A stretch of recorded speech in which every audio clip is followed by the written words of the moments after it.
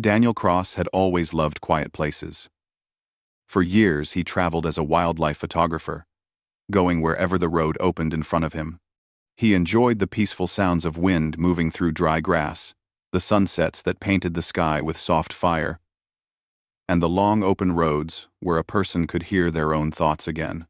On this trip, he was driving through a lonely desert in the American Southwest, a place he had wanted to visit ever since he first saw a picture of glowing red canyons and wide, silent valleys. It was near evening when the story began. The desert held the kind of calm that made everything feel slower, as if time itself were tired from the heat.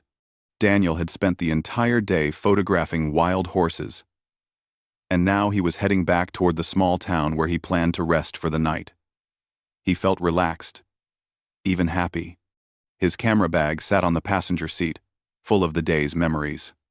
But then something unusual touched his ears, a faint sound he couldn't place. At first, he thought it might be wind catching on a cactus or an animal moving through the brush. He rolled down the window, expecting the sound to fade, but instead it grew clearer. It was human. It was definitely human.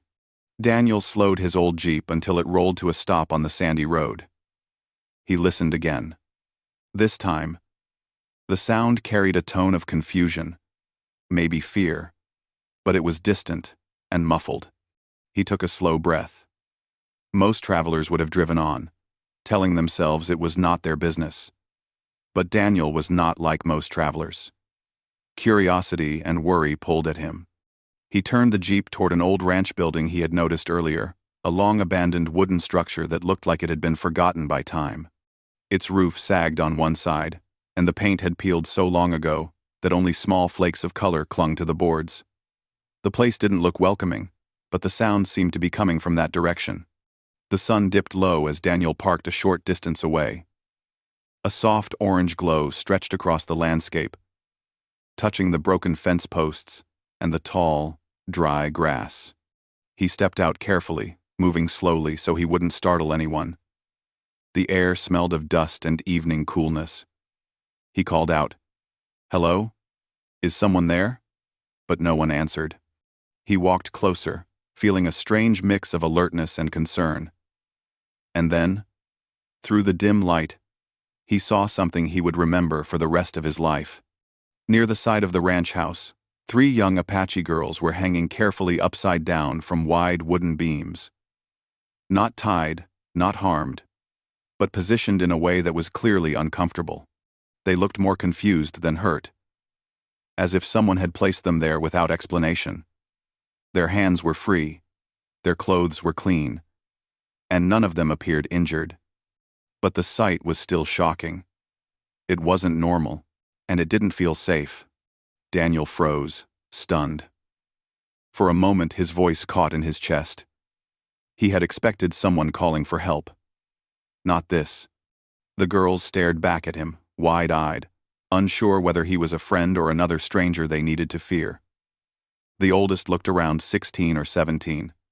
The youngest might have been around 12. Daniel raised his hands gently, trying to show he meant no harm. "It's okay," he said softly. "I'm here to help." The girls exchanged nervous glances but did not speak. Daniel could see they were scared and uncertain. Before he could move closer, he heard footsteps behind the ranch house. A group of men stepped into sight. They weren't carrying anything threatening, and they didn't look angry, more surprised to find Daniel there. They might have been workers or travelers who didn't understand how alarming the situation looked. Trying to stay calm, Daniel asked, "What's going on here? Why are they like that?" One of the men shrugged and gave a vague answer about teaching them discipline and playing around. The explanation didn't make sense, and the girls' faces clearly showed they did not want to be there. Although nothing harmful was happening right in front of him, the situation felt wrong on a deep level. It had the weight of something that would only get worse if no one spoke up. Without planning to, without thinking at all, Daniel stepped forward and shouted the first words that came into his mind. The sentence burst out of him with pure instinct. It was not meant in a literal way. He didn't believe people could be bought. but he hoped the words would make everyone pause long enough for him to understand what was happening and get the girls to safety. And surprisingly, it worked. The men stopped moving. They looked at each other, confused. The sudden outburst had broken their rhythm. Daniel walked slowly toward the girls, speaking gently now. "Are you okay? Do you want to come down?" The eldest girl nodded a little, still upside down but relieved someone was speaking to her with kindness. Daniel carefully helped her down first, making sure she didn't get dizzy when her feet touched the ground. She leaned against the wall for a moment, breathing deeply. The other two followed, holding his hands for support as they flipped upright. The men behind them didn't protest. They looked uncertain, unsure what to do next. Daniel realized they probably weren't dangerous, careless. Yes, irresponsible. Definitely, but not openly harmful. Perhaps they didn't understand how frightening their actions looked. Daniel didn't argue with them. He simply said, "I'll take them home." They look shaken. "I think they just need to leave." His calm tone seemed to settle everything. No one stopped him. He guided the girls away from the ranch house, taking careful steps across the sandy ground. Once they were a safe distance away, he let them rest in the shade of a tall rock formation. The oldest girl finally spoke. "My name is Mariah," she said softly. "These are my sisters, Lonnie and Tesha." Her voice trembled slightly, but she stood tall, trying to appear strong for her younger siblings. Daniel felt a warm respect for her in that moment. She had clearly been doing her best to stay brave. "I'm Daniel," he replied kindly. "I'm glad you're safe now. I didn't understand what was happening back there. It didn't look right." Mariah nodded. "We felt the same. We didn't know those men well. They said it was just a strange game. But we didn't like it." Daniel frowned gently. It wasn't his place to judge their experience, but he could see how uncomfortable they had been. He changed the subject to something lighter, hoping to calm them. "Do you live nearby?" "Yes," Mariah answered. "But we walked too far earlier, and then we met those men.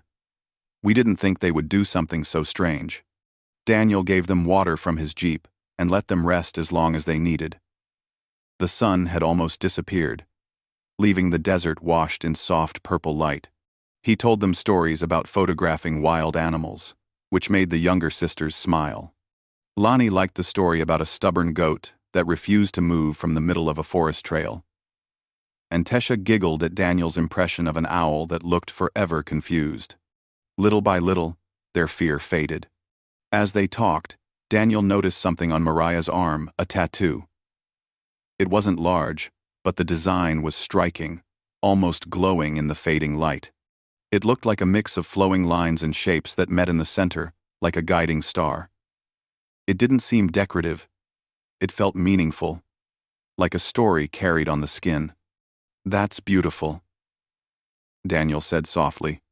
Mariah touched the tattoo gently, as if it were something precious. "It is from our family," she said. "It means protection and strength." Daniel didn't ask more. He could see the meaning went deeper than casual conversation. After a while, when the night became cooler, he drove the girls to the edge of their community's land. They showed him where to stop, explaining that they could walk the rest of the way themselves. Before leaving, Mariah turned to him. "You helped us," she said. "Thank you." Daniel smiled. "I'm glad you're safe. Be careful on long walks out here." As the girls walked away, Daniel felt something shift inside him. The desert, which had seemed calm and simple that morning, now felt filled with mystery and meaning. The strange encounter stayed with him, not as fear, but as a story he sensed was only beginning, a story connected to the land, to the tattoo, and to the unexpected way their paths had crossed. He drove back toward town with the windows open, letting the cool desert air carry away the leftover tension of the evening. He didn't know that what had happened, the shout he had made, the kindness he had shown, and even the moment he noticed the tattoo would one day return to him in a way he never imagined. For now, he only knew that 3 girls were safe, and that he had been in the right place at the right time. Daniel woke up the next morning with the desert sun gently warming his motel window. He had slept lightly, not because he was afraid, but because his mind had replayed the events of the previous evening again and again. The image of the 3 Apache girls, Mariah, Lonnie, and Tesha, lingered in his thoughts. Their nervous smiles, the strange yet beautiful tattoo on Mariah's arm, and the feeling that the moment meant something bigger than he understood. All of it stayed with him. After dressing and grabbing a cup of warm coffee from the motel lobby, Daniel stepped outside into the soft morning air. The desert looked peaceful again, with colors that shifted from soft gold to pale pink. But underneath that calm beauty, he felt a quiet pull, as if yesterday's meeting had opened a door inside him. Something told him that his path wasn't finished yet. He decided to drive out again, not to the old ranch house, but toward the hills near where he had dropped the girls off. He didn't plan to intrude on their community. He only wanted to make sure they had reached home safely. Part of him hoped he might see them again, even just from a distance, to give his mind some peace. As he drove along the dusty road, he kept thinking about the tattoo. There had been something almost glowing about it under the evening light. It wasn't like the artistic tattoos he sometimes saw in cities. It felt deeper, like a symbol carved by time and stories. Mariah's gentle way of touching it made it clear it was tied to her identity, her family, her past. And last night, when he had admired it, she seemed relieved, as if his respect meant something to her. The winding road took him close to a small rise of red rocks.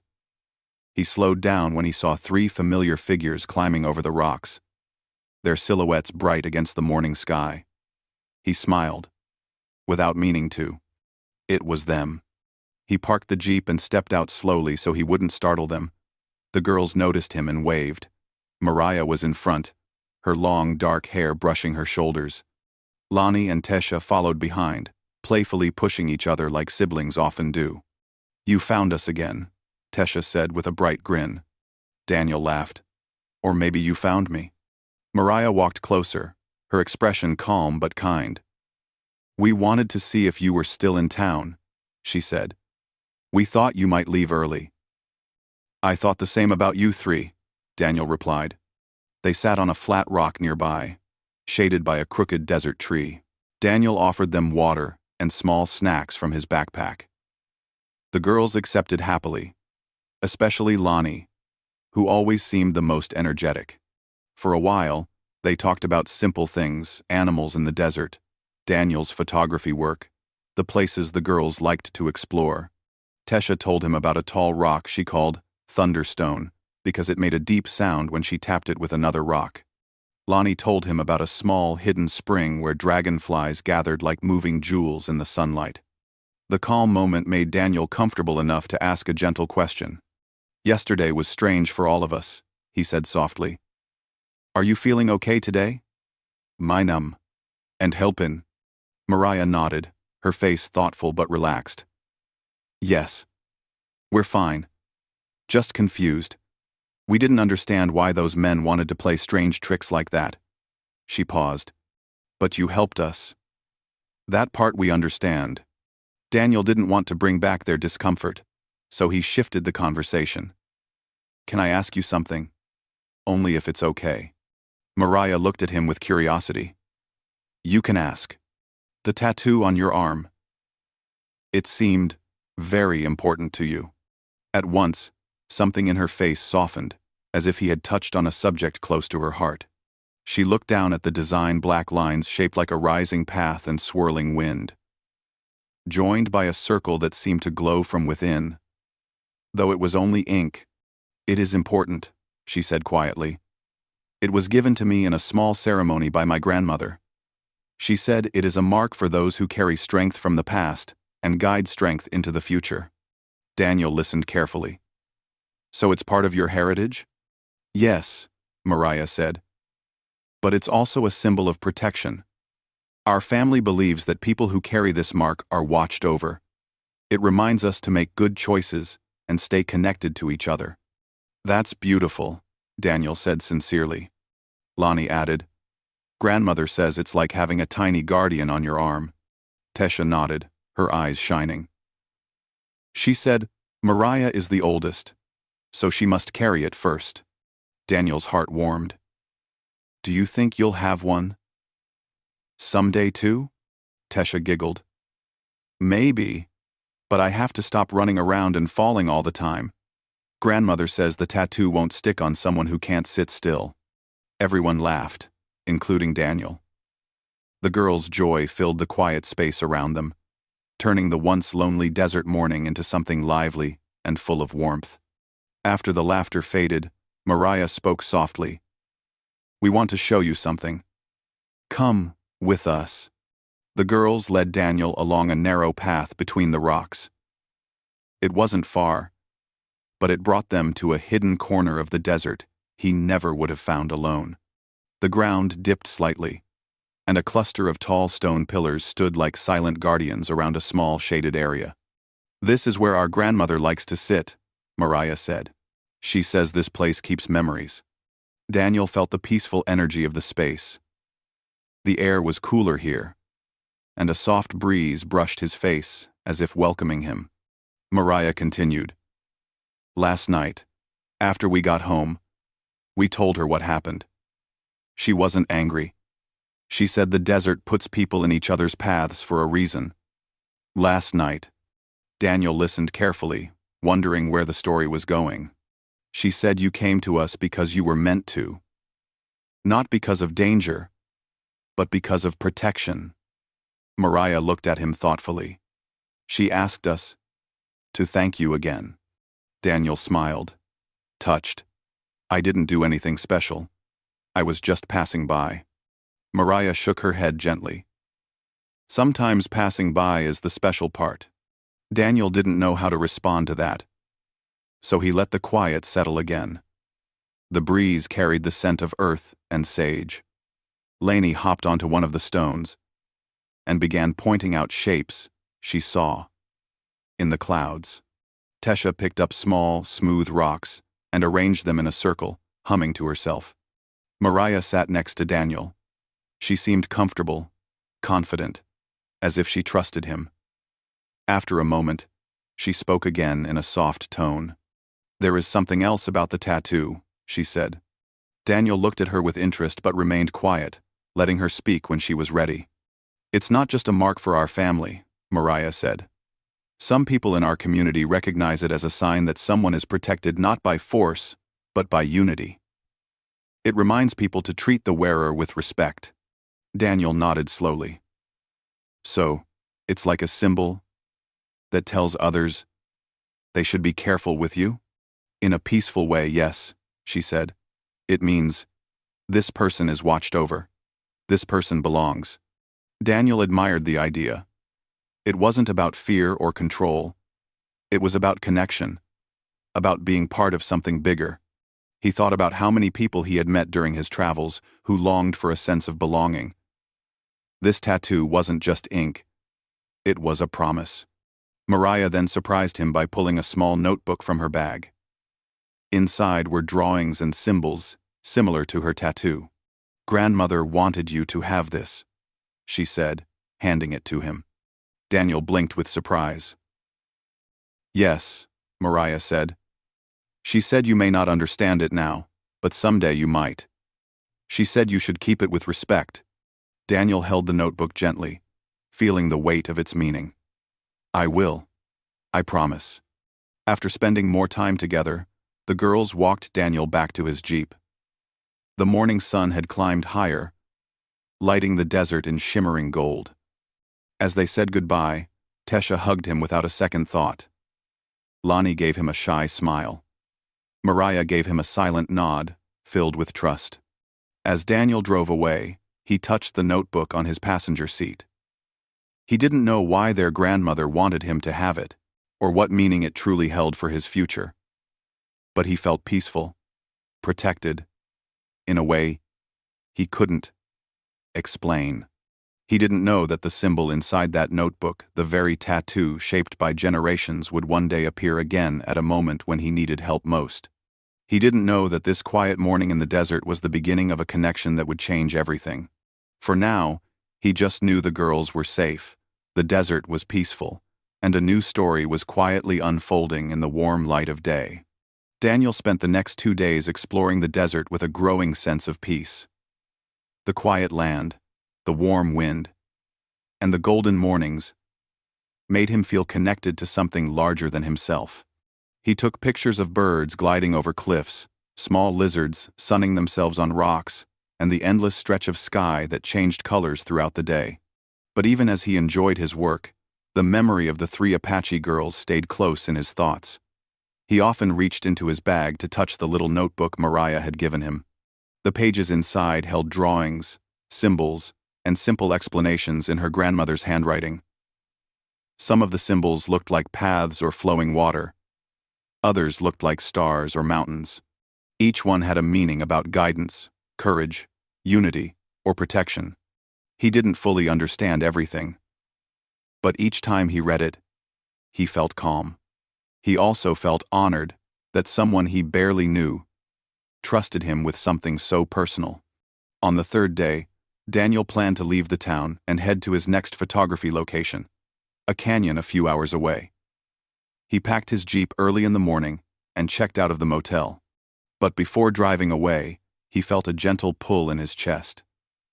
Something told him to take one more drive toward the desert edge, where he last spoke to the girls. He didn't expect to see them. He only wanted to visit the quiet place where they had shared stories and laughter. The desert often whispered meaning through its silence, and Daniel found comfort in places that carried memories. He drove slowly, enjoying the cool morning air. The sky was soft blue, the kind that promised another warm day. When he reached the rock formation where they had sat together, he parked his Jeep and stepped out. The place was empty and peaceful. Daniel walked around, letting his hand brush over the stone surfaces warmed by the sun. He took a few pictures of the rising light touching the rocks, capturing the gentle glow that seemed to rise from within the desert itself. He was about to head back when he heard soft footsteps behind him. Turning, he saw Mariah walking toward him.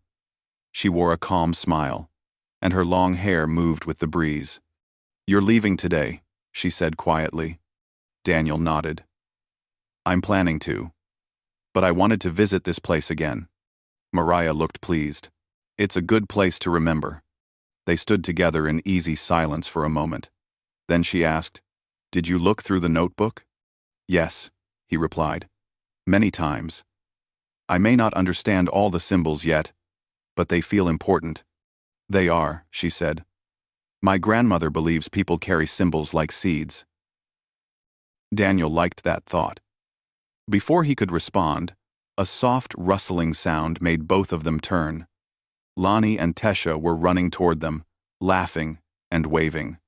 "You didn't tell us he was here," Tesha called out. "I didn't know," Mariah replied with a smile. The sisters reached Daniel and greeted him with bright energy.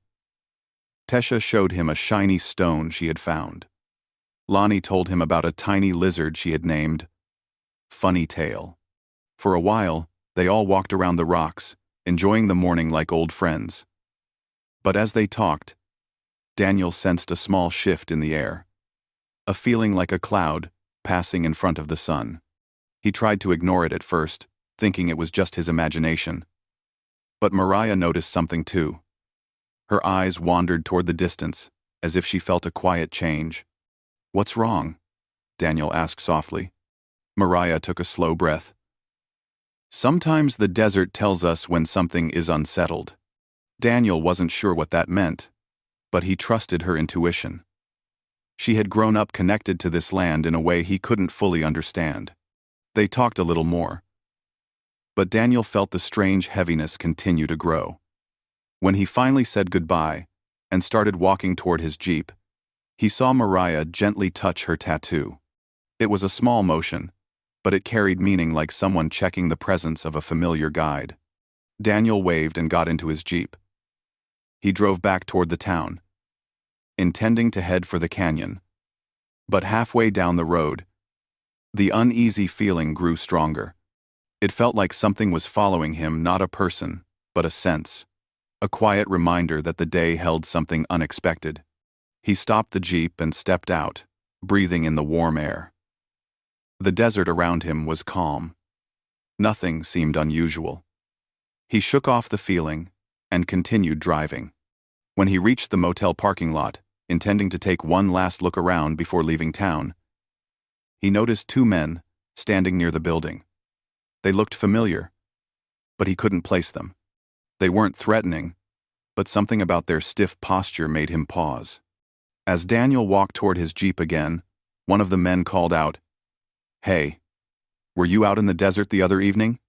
The tone wasn't rude, but it carried curiosity mixed with something else, maybe worry. Daniel answered politely, "Yes, I was photographing wildlife." The other man stepped closer. "We heard someone was asking questions near the old ranch house." Daniel stayed calm. "I was checking if anyone needed help. I heard strange sounds."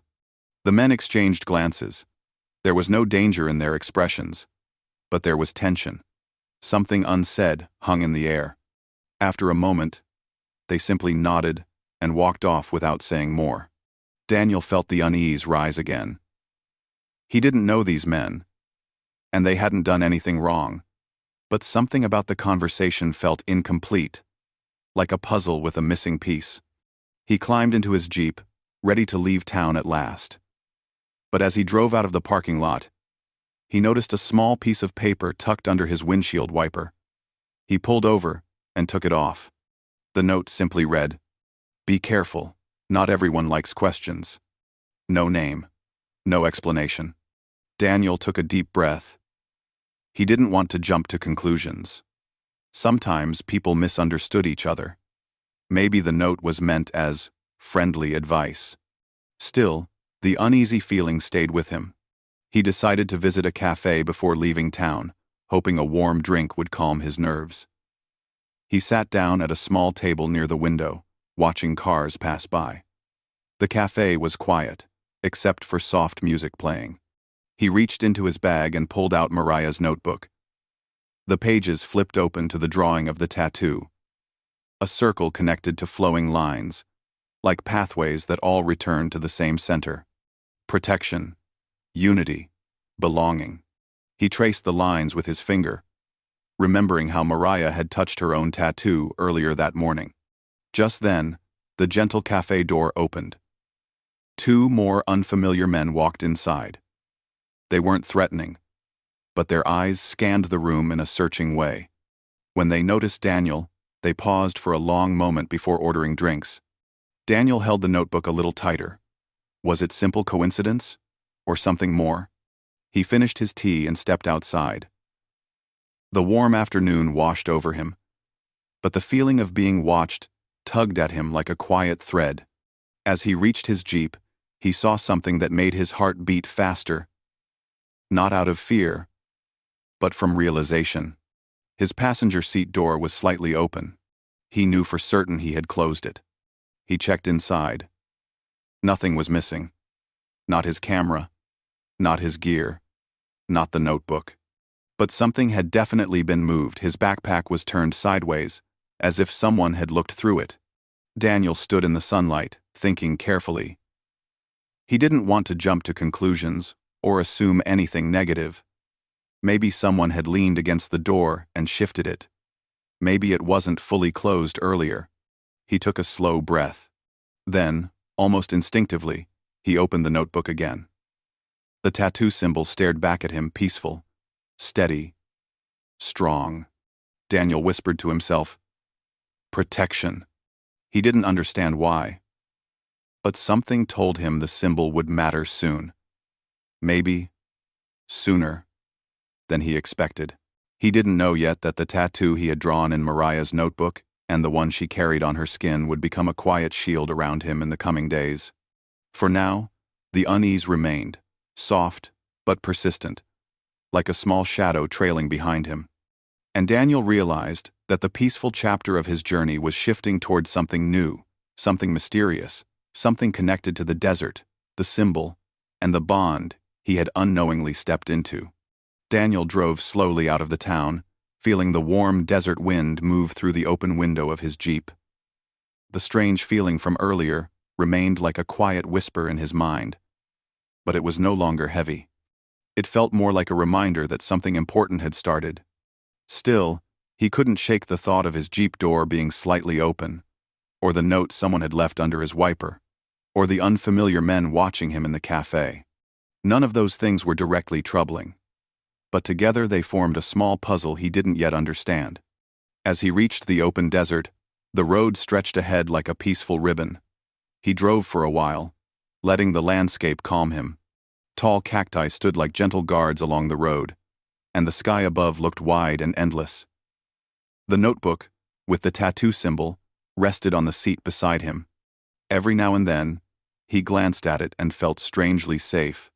After an hour, he reached a quiet rest stop where he decided to sit for a moment and gather his thoughts.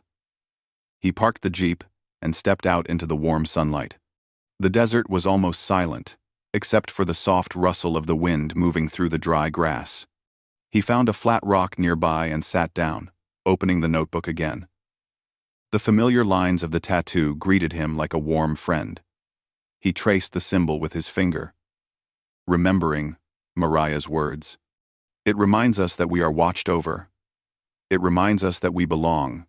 Daniel didn't have a family symbol of his own, but holding this one made him feel connected to the girls, to their grandmother, and to the unexpected bond that had formed between them. He read through more of the notebook. There were pages about patience, kindness, courage, and harmony. Every line was simple, but meaningful. The more he read, the more he felt the notebook guiding him not just with symbols, but with calm advice. As he finished reading, a shadow passed over him. He turned and saw a familiar figure walking toward him from the road. It was Mariah. Daniel blinked with surprise, then smiled. "I didn't expect to see you here." Mariah walked up to him with her quiet, confident steps. "I felt you should not leave yet," she said gently. "So I came to find you." Daniel laughed softly. "You knew where I would stop?" Mariah nodded. "The desert tells us things if we listen, and you listen better than most people who travel here." Daniel felt a warmth in her words. "Is everything okay?" "Yes," she said. "But my grandmother wished to speak with you before you went too far. She says there is something you should understand. Did she send you?" "Yes," Mariah replied. "She asked me to bring you to our home, if you are willing." She paused. "It is nothing to fear. She simply wants to meet you." Daniel felt honored. He had not expected such an invitation. "Of course," he said with a smile. "Lead the way." Mariah climbed into the Jeep, and Daniel drove back toward a direction he had never explored before. The road grew smaller and narrower, but Mariah guided him with calm certainty. Soon, they reached a cluster of small, warmly painted houses nestled between hills. The place looked peaceful, filled with gentle movement, people talking, children playing, elders sitting in shaded areas, sharing stories. The moment Daniel stepped out of the Jeep, he felt surrounded by a quiet welcome. The air seemed lighter here. Mariah brought him to a small home made of smooth adobe walls. Inside, her grandmother sat near the window, wrapped in a soft shawl that looked like it carried years of memories. Her eyes sparkled kindly as soon as Daniel walked in. "You must be the traveler," the grandmother said with a warm smile. Daniel bowed his head respectfully.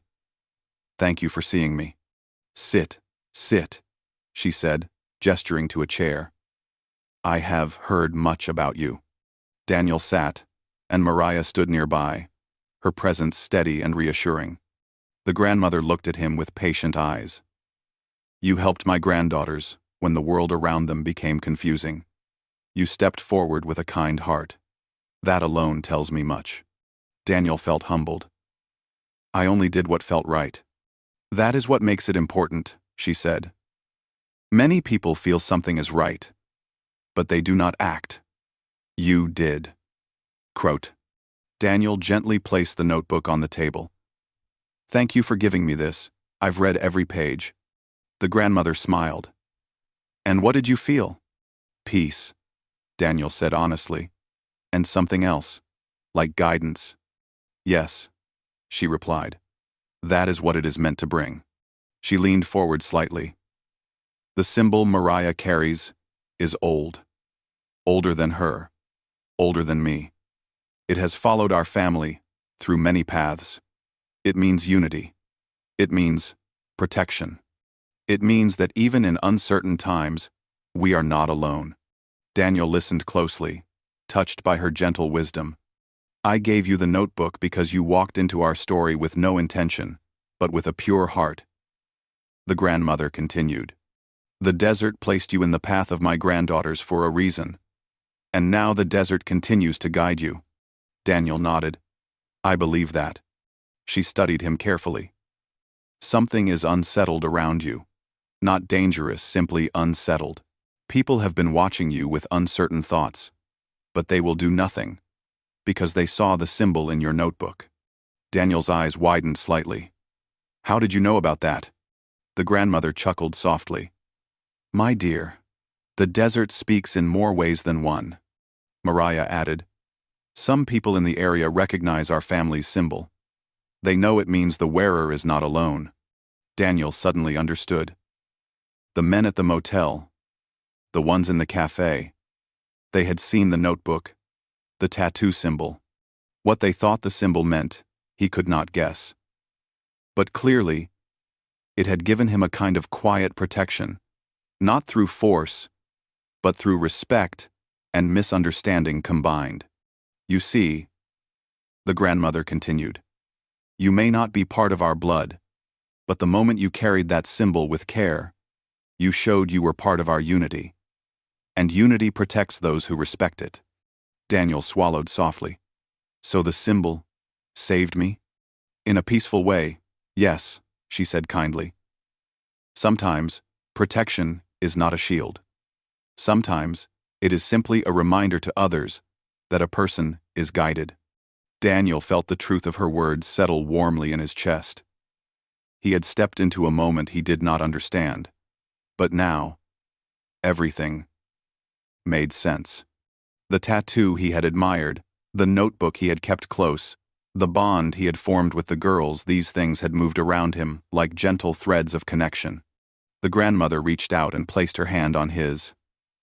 You will continue your journey now, but you will not leave us. The desert will remember you, and so will we. Daniel felt his eyes soften. I'll remember you too. Mariah smiled quietly, her eyes warm. This is not a goodbye. It is only a turning of the path. Daniel spent the rest of the afternoon with the family. They shared stories, offered him a simple meal, and showed him places in the village where children learned their songs, and elders painted symbols onto stones. Everything felt gentle, honest, and filled with a sense of belonging. As the sun began to set, Daniel stood outside with Mariah. The sky glowed in shades of orange and pink. The desert, once mysterious and distant, now felt like a friend he deeply respected. I guess it's time for me to go, Daniel said quietly. Only for now, Mariah replied. You will find your way back someday. The desert calls people more than once. Daniel smiled. I hope so. He stepped into his jeep, waving to Mariah and her grandmother, who stood together, watching him with peaceful eyes. As he drove away, the symbol notebook rested safely beside him, glowing softly in the fading light. The road ahead no longer felt uncertain. Instead, it felt like a path built from every moment he had shared with the girls. A path marked by trust, connection, and a symbol that had quietly protected him when he needed it most. And as the stars began to appear, one by one, Daniel realized he was no longer just a traveler passing through the desert.